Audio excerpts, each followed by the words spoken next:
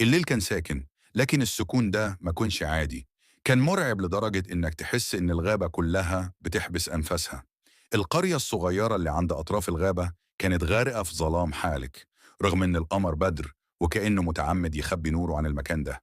الناس قافلين أبوابهم ومرعوبين، محدش بيخرج بعد الغروب، لأن في حاجة بتتحرك وسط الأشجار، حاجة عطشانة للدماء وبتسيب وراها جثث ناشفة، كأن الروح نفسها اتسحبت منها. في البيت الكبير المهجور اللي في نص القرية، بيت اسود متشقق، الشبابيك بتصدر صفير والحيطان مليانة علامات غريبة محدش عارف مين اللي كتبها. كان 4 أصحاب قاعدين بيتحدوا بعض وقالوا يلا ندخل البيت اللي محدش بيقرب منه والكل بيقول عليه مسكون. أول ما خطوا جوه حسوا البرد بيعصر عظامهم، كأنهم دخلوا قبر ضلمة خانقة، ورائحة عفن ممزوجة بدم قديم بتخنق النفس. الأرض بتصر تحت رجليهم، وكأن البيت بيتنفس معاهم. كل ما يتحركوا يسمعوا همسات جوه، ودانهم حد بينادي بأسمائهم، واحد واحد بصوت ضعيف لكنه مليان حقد، لحد ما لقوا درج حجري نازل لتحت. كلهم نزلوا، والسلم كل درجة عليه بقع دم قديم، لحد ما وصلوا لأبو واسع في نصه، تابوت أسود لامع كأنه متشرب دم سنين طويلة. القفل عليه صدأ بس بيتحرك لوحده. أول ما قربوا التابوت بدأ يتهز فجأة، والغطاء اتزاح ببطء وطلع منه راجل طويل، جلده رمادي ووشه مشوه، عينه حمرة بتنور زي جمر، واسنانه حادة بتنقط دم لسه جديد. بصلهم وضحك بصوت طلع صدورهم من مكانها، وقال بصوت مجروح بالعطش: أخيرا صحيتوني. الكل اتجمد مكانه، والهوا اتقلب، وريح باردة عصفت جوه الأبو. الشباب حاولوا يجروا، لكن كل باب يقفل قبل ما يوصلوا، كأن البيت حابسهم. واحد منهم وقع من الرعب وهو بيحاول يفتح الباب. مصاص الدماء ظهر وراه بسرعة خارقة وغرس نيابه في رقبته. الدم اندفع زي شلال، وصوت مص الضحية كان بيجلجل في ودان باقي الصحاب. جسم الضحية وقع ناشف زي ورقة ميتة، والدم سايح تحت رجليه، والباقيين فضلوا يصرخوا يجروا في الممرات. لكن الممر بيتغير، وكل الطرق بترجعهم عند التابوت. كل ما يقربوا من الحيطان تلاقي عيدين طالعة من الطوب ماسكة في هدومهم، وأصوات ناس ميتة بتهمس: الحقونا الدم بدأ ينقط من السقف وينزل على وشوشهم، لدرجة إن الأرض كلها تغرق باللون الأحمر. وريحة الحديد مالية المكان. مصاص الدماء ماشي وراهم بخطوات بطيئة بس مرعبة، عينه متثبتة عليهم زي ما بيستمتع برعبهم قبل ما يخلص عليهم. واحد تاني حاول يتحدى ورفع خشبة مكسورة وضربه في صدره، لكنه ضحك بصوت يهز العظم وشد الخشبة ورماها، والولد اتعلق في الهوا كأنه عروسة خشب.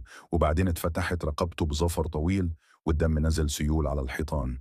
الولدين اللي بقوا مش قادرين يصرخوا من الرعب، مشيوا لورا ولقوا نفسهم جوه غرفة مليانة هياكل عظمية مربوطة بسلاسل في السقف، كلها عليها آثار عضة، ورقابها مفتوحة كأن المكان ده كان مسلخ للدماء. مصاص الدماء دخل وراه دم الضحايا مغطي وشيه واسنانه لامعة بالدم الطازة، وقال كلمته الأخيرة قبل ما يهجم: عطشي مش هيخلص أبدا. الشباب اللي فضلوا حيين اتحبسوا في الغرفة وسط الهياكل العظمية. المصاص الدماء واقف قدامهم مبتسم، والدم على أسنانه بيلمع زي شعاع القمر المظلم. كل حركة منهم كانت بتخليه يقرب بخطوات بطيئة زي السلاحفاة، لكن سرعة خاطفة كانت كفاية إنه يختفي فجأة قدامهم ويرجع تاني وراهم. والهوا بقى تقيل، والدم اللي على الأرض بيتحرك كأنه عايش. كل محاولة للهرب كانت فاشلة. حسام صرخ وحاول يجر ندى لورا، لكن إيديها اتشدت فجأة من ورا وكأن إيد خفية مسكتها. كلهم حسوا برجفة تسري في جسدهم من راسهم لرجليهم. قلبهم بقى بيخبط جامد كأن حد بيحاول يخرجه من جوفهم. ليلى شافت ظل بيتحرك في الزوايا والجدران، اتقلبت كأنها حية، والمرايا في الغرفة بدأت تعكس وجوههم مش زي الحقيقة، وابتدت تضحك لهم بصوتهم هم نفسهم. والضحك ده خلاهم يبكوا ويصرخوا في نفس الوقت. مصاص الدماء وقف فجوة بين الظل والنور وبدأ يهمس: كل واحد فيكم هيدفع تمن فضوله. يوسف حاول يهرب وراح للباب، لكن الباب اختفى كأنه مش موجود، والدم بدأ يغطي أرضية الغرفة أكتر.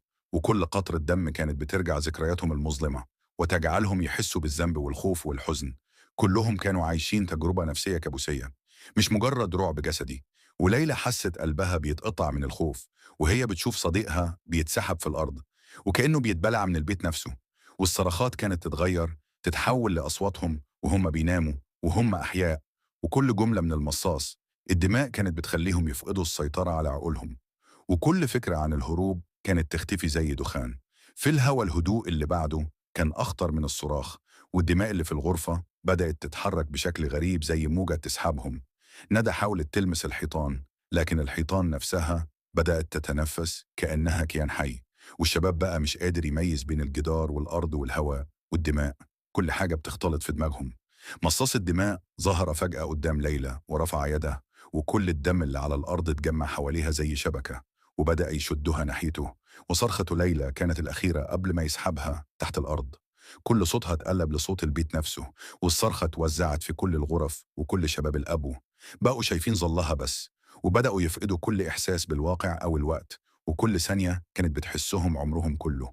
ومصاص الدماء واقف مبتسم، والعيون الحمراء بتنور، والدم بينقط من السقف بشكل مستمر، كأن البيت نفسه بيسبحهم. كل محاولة للهرب كانت بتولد كابوس أكبر، ومصاص الدماء بيضحك من قلب الظلام. والبيت كله بيستمتع برعبهم النفسي والجسدي، كلهم بقوا مش قادرين يميزوا الحياة من الموت. وكل اللي حواليهم تحول لدم وظلال وهمسات، لحد ما ظل البيت واقف في الغابة منتظر أي حد جريء يقرب في الليل القادم. الشباب اللي فضلوا حيين بقوا محبوسين في متاهة البيت، والدماء بتغطي الأرض والجدران بشكل متزايد، وكل خطوة بتزود شعورهم بالذعر، وكل نفس بيشمه كأنه آخر نفس لهم. ليلى كانت علقة تحت شبكة الدم اللي مسكها. مصاص الدماء والدم بدأ يغرقها ببطء كأنها بتغرق في بحر من الرعب. يوسف حاول يقفز ويساعدها، لكن الأرض تحته اتفتت، والدماء ابتلعت رجليه، وكل ما بيصرخ كل صوته بيرجع له محرف ومرعب، كأنه بيتكلم بصوت مصاص الدماء. حسام وندى بقوا يجروا في الممرات، وكل باب يقودهم لنفس الأبو، وكأن البيت بيقفل عليهم. كل ثانية دم جديد بينزل من السقف، وكأنه السماء نفسها بتبص عليهم، والهواء مليان همسات لضحايا قدامهم. بيتكرر نفس الكوابيس كل دقيقة، وكل ضحكة من مصاص الدماء بتخلي قلوبهم تتقطع، وكل محاولة للتواصل مع بعض كانت بتختفي، وكأنهم وحوش منفصلة عن الواقع. في منتصف الغرفة ظهر مصاص الدماء بشكل كامل، أكبر وأكثر شراسة. العيون الحمراء بتنور، والدماء على أسنانه لامعة. بيضحك بصوت يقطع الآذان، وبيمشي بخطوات بطيئة، لكن كل خطوة تصنع موجة رعب. اللي يلمس الدماء تتحرك بشكل حي، وبدأت تلتف حواليهم وتضغط على أجسامهم. حسام صرخ وقال لندى: مش هينجينا حد. لكن صوته اختفى فجأة، وكأنه لم يقال، وكل شيء حواليهم بدأ يذوب. الدم في الأرض، الجدران، الهواء، كأنه كيان حي بيمتص الخوف من داخلهم. ليلى حاولت تتحرك تحت الدم، لكن كل حركة كانت بتضاعف الضغط عليها. حتى صوت أنفاسها اتقلب لأصوات صرخات مكتومة من الماضي، وكل ثانية كانت بتقربهم من مصاص الدماء أكتر. وكل صديق كان بيشوف رؤى من الماضي المظلم بتاعه، والبيت بيجعلهم يعيشوا كوابيسهم كأنها حقيقية. يوسف حس إن دماؤه بدأت تغلي في عروقه، وكل مرة مصاص الدماء قرب منه كان بيحس ببرودة موت تسيطر عليه. ليلى اتحولت للظل نفسه بعد ما مصاص الدماء شرب دمها، وكل دماغها ووعيها اتقلب للبيت نفسه.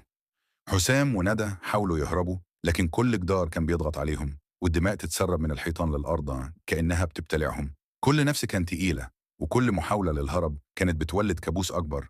والبيت بقى حي، كل صوتهم وكل خوفهم كان بيتحول لصوت البيت، وكل ثانية بيتغير الزمن والواقع والجدران والدماء وكل حاجة. حاول مصاص الدماء وقف في منتصف القبو، ضحكته تملأ المكان، والبيت كله بيتنفس معه.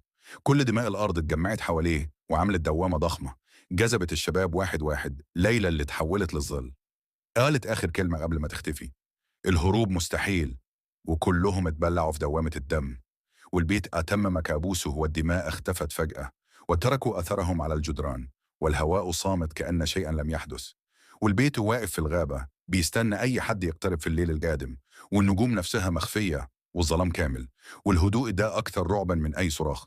البيت ساكن في البداية، لكن السكون كان أكثر رعب من أي صراخ. الدماء على الأرض بدأت تتحرك لوحدها كأنها كيان حي.